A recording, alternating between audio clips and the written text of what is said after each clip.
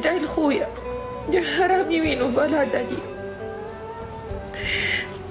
الساعة من الأول هكا قلت سفغي فقدتوني معناها، وبرشا بعثولي يسألوني وينو رامي وينو رامي.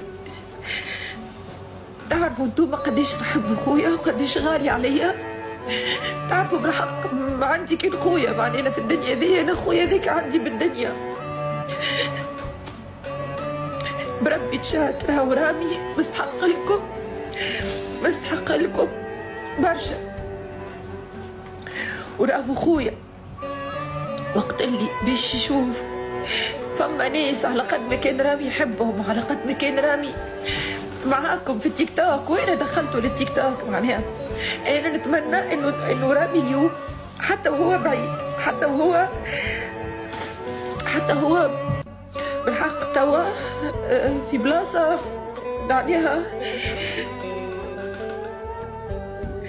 الله لا يعدي الظرف اللي رامي فيه اليوم على حد اخر، على حد بالحق.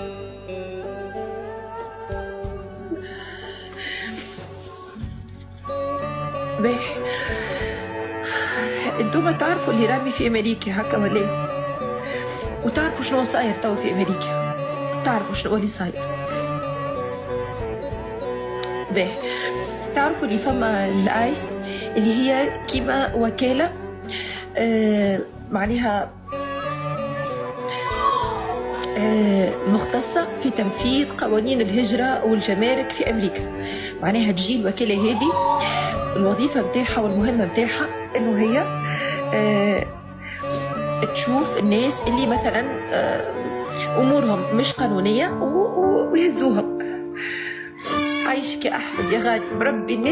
الناس الكل رامي توا في بلاصة صعيب إنه يسمعكم، لكن قاعد يسمع فيكم. احنا عملنا حاجة طريقة ذكية برشا، رامي يسمع فيكم، ما ينجمش يتكلم أما يسمع فيكم.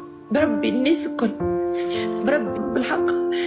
باهي أمنيتي الناس الكل اللي عنا الكلكم تهبطوا ستوري تدعيوا له وتقولوا له يا رامي ربي يفرج عليك يا رامي وربي ينصرك وتلاقيوه. أمنيتي هو توا في البلاصة اللي هو فيها يحس اللي فما ناس تحبه تدعي له ومعاه. راهو 8 أيام والله وقت اللي نجيو ناكلوا أمي وأنا نحسوها خيانة. عرفتوا الإحساس تحس خيانة إنك تاكل وأخوك مش قاعد ياكل معناها، ولا أخوك ما نجمش يرقد، ولا أخوك. رامي خويا يا جماعة، شكون رامي؟ رامي خويا. باهي اللي صار باش نحكي لكم على اللي صار من غير ديتاي. وهو معنا تو وقاعد يسمع. يعني نحكي لكم كيفاش طريقه عملناها احنا توانسه بالحق ما نحيروش ما شاء الله علينا. طريقه ذكيه تخلي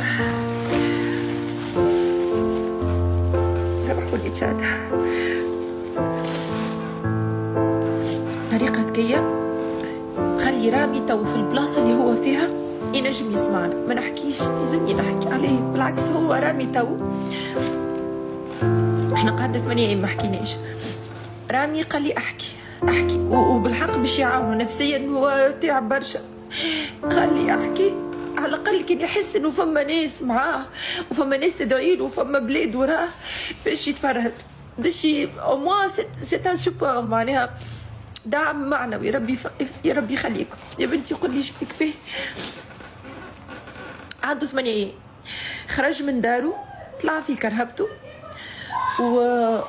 وديك خرج من الكرهبة يرى في كرهبة أخرى وراه تبع فيه.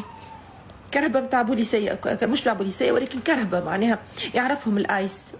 قلت لكم أنا من الأول شكونهم الآيس. الآيس هما وكالة مختصة في تنفيذ قوانين الهجرة. يتبع فيه كرهبة ومن بعد بداو يزربوا وراه يجريوا بالقوي. وقت اللي هو مازال باش يدور يراه في تقريبا 6 أو 7 كراهب، برشا كراهب اخرين الكل داروا به الكل. معناها كانت عمليه ملاحقه، عمليه محاصره. قداش من كرهبه فيها ناس معناها تعرفوا البنيه نتاعهم قداش معناها.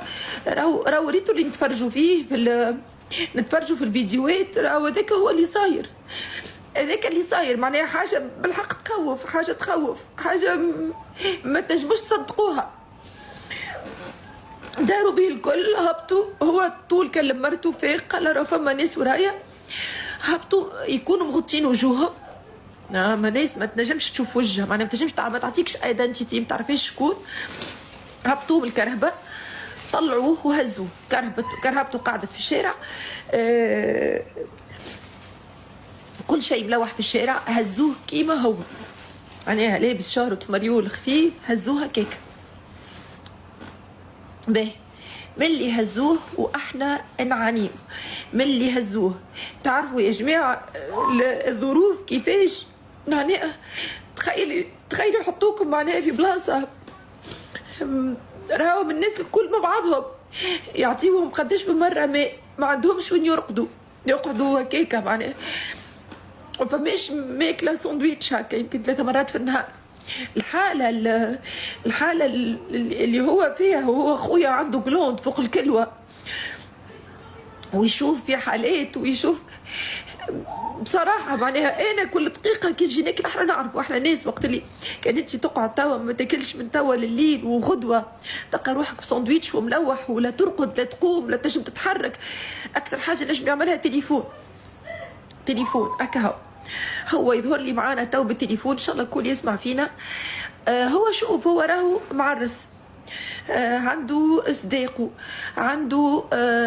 عنده كيما نقولوا وصل من دائرة الهجرة، خاطر مقدم وراقه نورمالمون مريقرا، لكن هما غادي كلنا رامي، بالله كلكم نكتبوا كلنا رامي، بربي على خاطري والله راني ما عندي حد شيء في الدنيا كان خويا، بربي اللي فهمته من رامي انه كان يحس بكم الكل تقولوا كلنا رامي، واذا كان تهبطوا فيديوهات واذا كان تهبطوا ستوريات وكان تاقيوه راهو من البلاصه اللي هو فيها توا، ربي يخليكم يا جماعه، راهو باش يحس باش يكون اقوى، احنا نحبوه يكون اقوى. انا قلت له يا رامي روح قول له نحب نروح،